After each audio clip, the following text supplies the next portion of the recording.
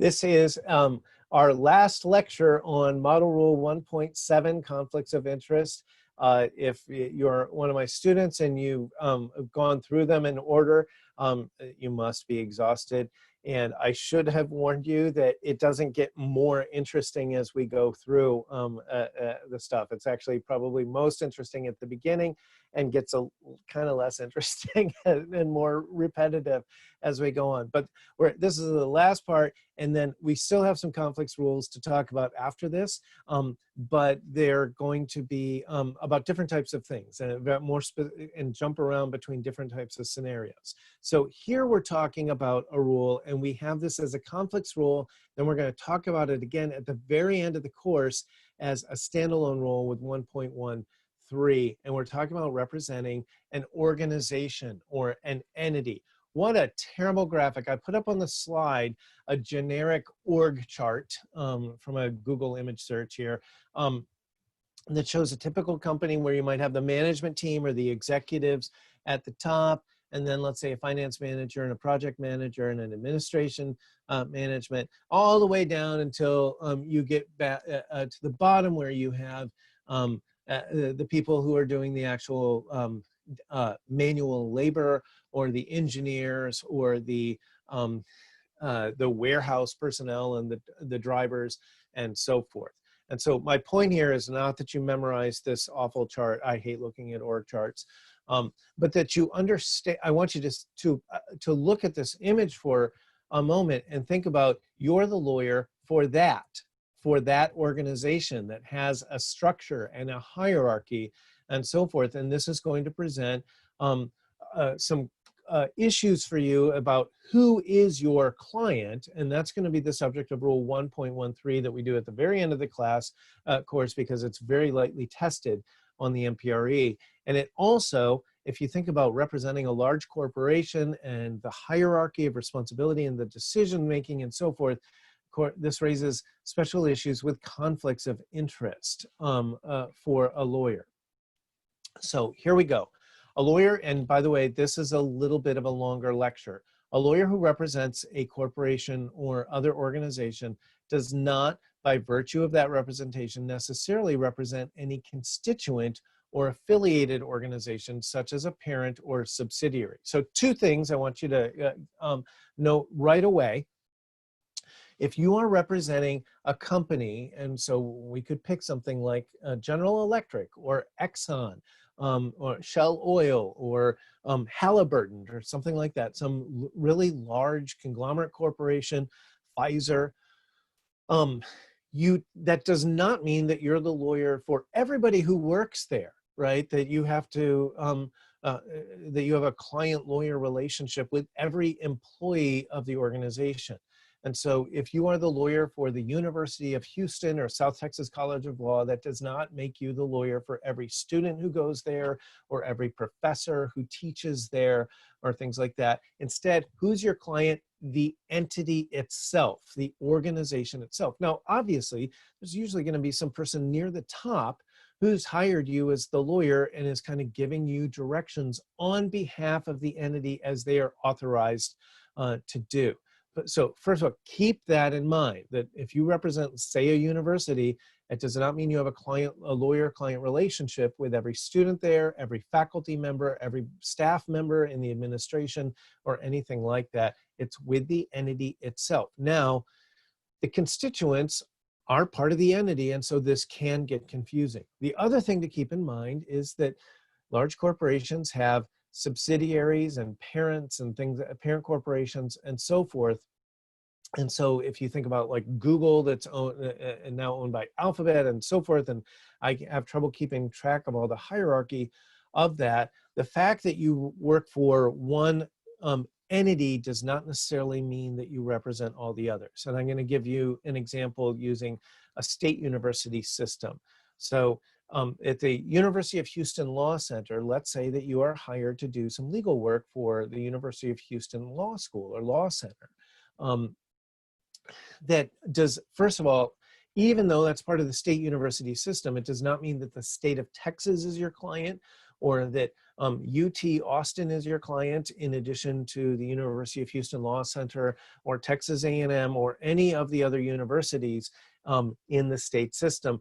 They're separate, even though they're kind of part of the state, you could say, and even sort of part of the same umbrella or wing of the state, which is the university system. In fact, it may not even be clear that UH downtown is your client. And so if you are representing the law center, which has its own campus, another campus in another that's miles away or even in another city, and that's part of the same university system may not necessarily be your client. And so if I could use it as an example, the University of Texas, if you're doing work for the University of Texas Law School in Austin, Texas, that does not necessarily mean that UT San Antonio, their San Antonio campus, or there are other campuses around the state, I can't remember where they all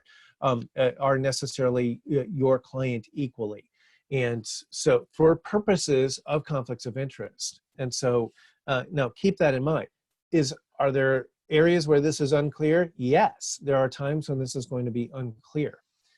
So a lawyer for an organization is not barred from accepting representation adverse to an affiliate in an unrelated matter, unless the circumstances are such that the affiliate would also be considered a client of the lawyer, and there's an understanding between the lawyer and the organizational client that the lawyer will avoid representation adverse to the client's affiliates, or the lawyer's obligations to either the organizational client or the new client are likely to limit materially the lawyer's representation of the other client. And so I'm going to go back to my example of the big university system in a state.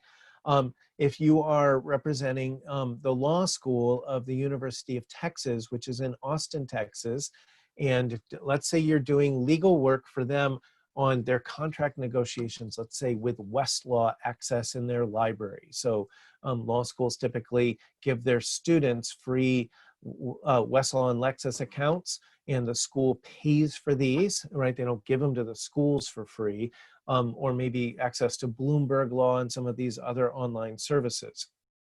And so you're helping them hash out their contract with some of these subscription services. And then you have another client who has a slip and fall in the parking lot at UT San Antonio, right? Or another one of their campuses at the UT Medical Center in Houston. It's in another city. In their day-to-day affairs, they're going to function pretty independently, right? It's not like one is taking directions from the other. It's not like the law school is responsible for the conditions in Austin, is responsible for the conditions of the medical school in Houston, at McGovern Medical School, or something like that. So you could probably represent both, no conflict. We could have situations, though, of course, where the organizational structure is such, it's hierarchical enough or tightly controlled enough that everything that happens in one place is the fault of the mothership, right? Of the client, and it's all really one client. And so there are organizations like this that you need to think about and watch out for. By the way, for my students watching this, don't even get me started about franchise law, right? So if you think about local McDonald's or Taco Bell restaurants where each location, each restaurant is owned, it's a separate owner, and is often going to be an LLC or something like that, and then they're kind of part of a larger franchise. The central organization of McDonald's is not responsible necessarily for the conditions in the bathroom in the local McDonald's in your town. And so, again, it's not a client. Are they affiliated? Sure. But we're going to have questions of like the common control. And also, if you were doing legal work for one local McDonald's restaurant, do they have a standard agreement that asks you that basically not to litigate against other restaurants in their franchise, and there's a good reason for them to ask you to do that. Okay, now, more importantly for Rule 1.7 is the issue with lawyers on the board when we talk about conflicts of interest. So the first point, in case you kind of got lost in my rambling discussion, was the basic point that the entity is your client, and that this can get complicated because there are people in the entity that are going to think that you're their lawyer because you're the lawyer at their workplace, right? And so, and you have big sprawling entities that have separate locations and subsidiaries and sister corporations under the same umbrella and things like that.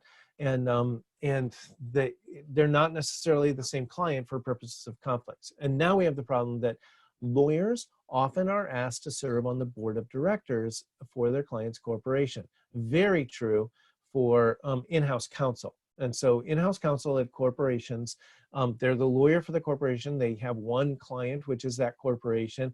And then they are often also a board member, which can create conflicts of interest, right? Because they're representing the client and then they're part of the kind of steering committee of the client as well. So a lawyer for a corporation or other organization who is also a member of its board of directors should determine whether the responsibility of the two roles may conflict. And a lawyer may be called on to advise a corporation in matters involving actions of the directors. So think about things. How often is this going to happen? What's the potential intensity of the conflict? The effect on how is it going to affect things for the lawyer to resign from the board, or how is it going to affect things for the lawyer to say, okay, you have to pick. Do you want me to be a board member or do you want me to be your lawyer? If you want me as a board member, then let's hire another lawyer, at least for this matter. And they may, one of those, that may be an easy choice. If it's a hard choice, then you shouldn't have gotten yourself in the situation in the first place. If there's a material risk that the dual role will compromise the lawyer's independence of professional judgment, the lawyer should not serve as a director or should cease to act as a corporation's lawyer when conflicts of interest arise. Now, you may be thinking about, as a law student, it hasn't really been on your mind that you're going to be asked to serve on the board. But if you represent corporations, if you do small business work and you help people incorporate or set up their LLCs and things like that, they're going to need board members. It's very common that they're going to ask their lawyer to be one of the board members. And it's actually a good idea because it's nice to have somebody in the room in the board of directors meetings who knows what's legal, who's familiar with corporations law and insurance, the issues with insurance liability and liability, and what things need to be in writing, and what's going to be a valid contract, and on and on and on. And so it's really good to have somebody in that situation when you're making those decisions. Large corporations like having lawyers on their board, and they're often going to pick people who have done legal work, or again, from their legal department at the corporation to serve on their board. And most of the time, this is going to be beneficial because of the lawyer's knowledge and expertise. A lot of the decisions a corporation makes, it's nice to have somebody sitting there. By the way, you can't do that, it's illegal. Or, wow, that's a great idea if you all want to go to jail, or something like that. Or, wow, wait till the IRS hears about this. And so you can warn the corporation against doing something that's going to affect their legal interests adversely. The problem is that sometimes you either have a rogue member of the board, right? So you have somebody on the board who's doing something that they should not be doing, that's hurting the corporation, and we're going to have to kick that person off the board or bring some sort of legal action against them. Or you could have something like a shareholder derivative suit where the owners, the people who own the company, have become adverse to are suing the board members for, let's say, mismanagement or running the company into the ground, or they will call it things like looting the corporation and so forth. And so here's the problem. Who is your client in that situation? Well, in theory, you could argue that the shareholders, since you represent the entity and they, as a group, own the entity, that they are more arguably your client than the board. And you as a lawyer can be in an awkward position, and you're going to have to make a choice. There are some corporations and corporate settings where serving on the board, this is going to keep coming up, right? There's a lot of litigation. Maybe there's been a series of hostile takeovers and mergers and acquisitions. And so if you think about the whole mergers and acquisitions and corporate raider sort of sphere, you being on, there's going to be a lot of hostility and board members who are hostile towards each other, or somebody who's quickly buying up shares of stock so they can have a controlling share, and they are doing so they can put in their own members on the board and so forth. And if you can see that happening, don't be the lawyer and serve on the board. On the other hand, there's little corporations like your little country church or something like that, a small private school in a small town or something where you could do their legal work and serve on the board with that, and never have an incident and never have a conflict arise. Okay, you should advise the other members of the board that in some circumstances, matters discussed at the board meetings where the lawyer is present in the capacity of director might not be protected by attorney-client privilege, and the conflict of interest considerations might require the lawyer's recusal as a director, or might require that the lawyer and the lawyer's firm decline representation in the matter. In other words, make sure the board members understand that that a situation could arise where they will have to decide. And when that happens, if they're making that decision after it comes up, it's going to be a tragic choice, right? Because they don't want to bring in a new lawyer at that point. You're the lawyer who knows the whole situation. On the other hand, they like having you they don't want to go scrambling and get a new board member in the middle of a crisis or something like that. And so that's part of the problem. What do we mean by attorney-client privilege? Remember that we're going to have a problem if you are the lawyer for the corporation, and let's say you're not on the board, and you are asked to attend a meeting of the board of directors. In theory, the board is your client, is functioning as your client, and the conversation could be protected by attorney-client privilege. If you are also a board member, though, and you've been sitting there for discussions, then you could be forced to disclose, as could other people, during discovery and litigation what was said. There's a tendency for people in corporations who are not lawyers to assume that as long as the lawyer's in the room, that we can talk freely and it will always be protected by attorney-client privilege. And you as a lawyer need to warn people that just because you're sitting in the room and you're a lawyer does not mean that the conversation that's happening is going to be privileged, and that not only they, but you as the lawyer could be compelled to reveal the contents of the conversation in subsequent litigation. It could be discoverable because it won't be protected by attorney-client privilege. That concludes our lecture on the duties of representing an entity, and believe it or not, it also concludes our lectures on Model Rule 1.7.